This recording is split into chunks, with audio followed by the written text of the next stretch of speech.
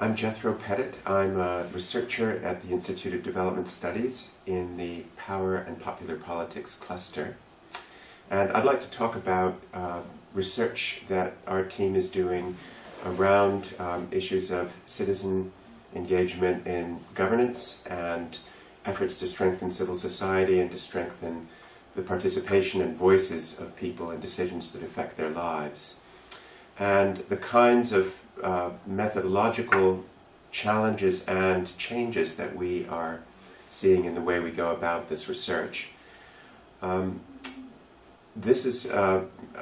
like to draw primarily on an experience of carrying out research for a major bilateral aid organization that wanted to know about whether its approach to strengthening civil society in Africa, Asia, and Latin America was relevant, was aligned with the realities of people living in poverty and marginalization, and whether it was effective in terms of bringing about stronger relationships between citizens and government, civil society and the state.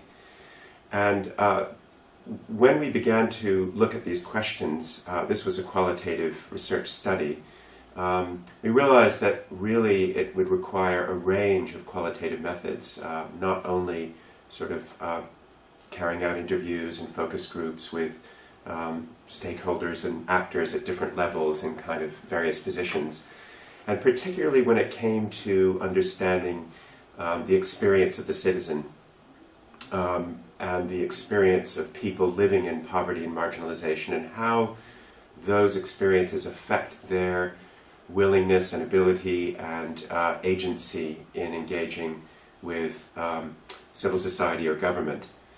So this was an interesting challenge because typically one might expect that one could arrive and carry out interviews, focus groups, stand on the doorsteps and ask people about their participation in civic affairs and in politics.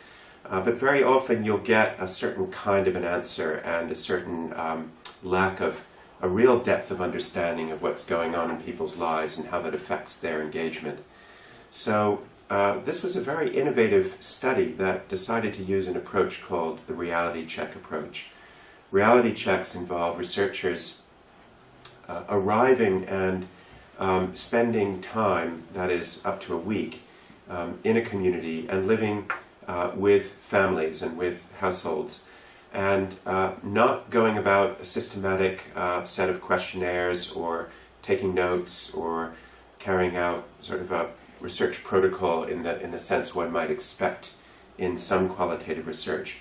Rather more of an ethnographic immersion of living with, going about daily activities with people, engaging in informal dialogue, especially in times when people are relaxing in the evenings or around meals, and really trying to the best extent possible, which is never obviously fully possible, but to the best extent possible to really understand how people are experiencing their lives and how they see the possibilities for being active citizens, for being participants in governance processes or in civil society organizations. So we had a team of about 15 people working in 3 countries, mostly researchers from those countries, speaking the language and understanding the local culture. And they spent time in 3 different sites per country, so there were 9 sites. And in each of those cases, were immersed in the communities not just once, but twice and sometimes 3 over a course of 3 visits over a period of 2 to 3 years. So these are slightly more longitudinal. The main advantage of this approach, and I should mention that the visits to the communities are not brokered by organizations. The researchers arrive and make their own relationships. So they're not sort of there on behalf of a particular organization or intervention. But they do declare themselves as researchers and ask permission of people to spend time with them for that purpose. The main insights that came through from this study were really remarkable, and I think gave the research team and understanding of what's going on in people's lives that simply could not have been gained through other methods of research. Primarily, what we found was a greater insight into the multiple dimensions of poverty and marginalization. Many of these organizations and interventions are very sector-specific. They're working on a particular issue. They want to know what people think about one thing, health, education, livelihoods, income, whatever that might be. In this case, what we found was that the dimensions of poverty and exclusion are so multidimensional that people live their lives in dealing with a whole range of issues, and that really affects the way they can address any one of those issues.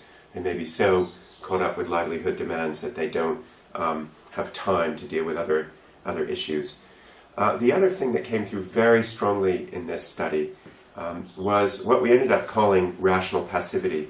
And this was not a kind of lack of awareness of what their rights are or a lack of a willingness to be involved, but very tactical decisions that people were making to, in a sense, collude with structures of power, patron-client relationships, ways in which people were getting their day-to-day needs met.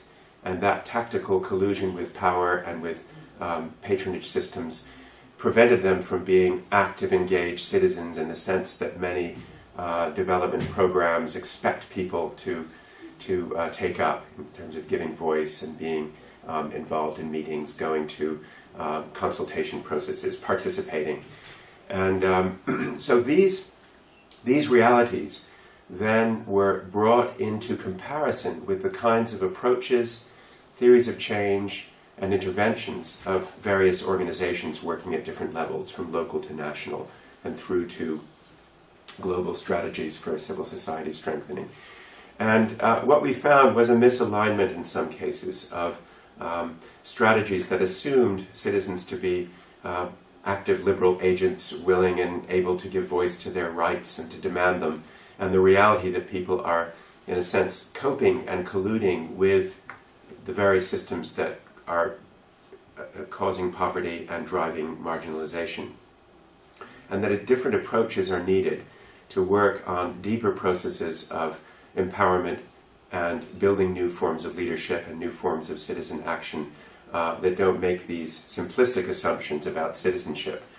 So I think this is an example of how research, even qualitative research, is more than just a single kind of method. It involved a range of different kinds of techniques, from this deep ethnographic immersion, which showed us things that we never would have found out otherwise, through to more formal interviews and focus groups. We also carried out organizational accompaniment, in which researchers simply spent a couple of days following people in organizations around and watching and learning from what they were doing. And finally, larger scale learning and validation workshops that brought all of the different people together who were involved in this research at different levels to participate in the analysis of the findings, to help us to validate them, to give new insights. And this is again an example of where research is more than researchers extracting knowledge and making sense of it themselves, but the opportunities that exist to bring those subjects of the research together in the process of making sense of the data and giving insights and even thinking about the implications of it for their own work and for policy.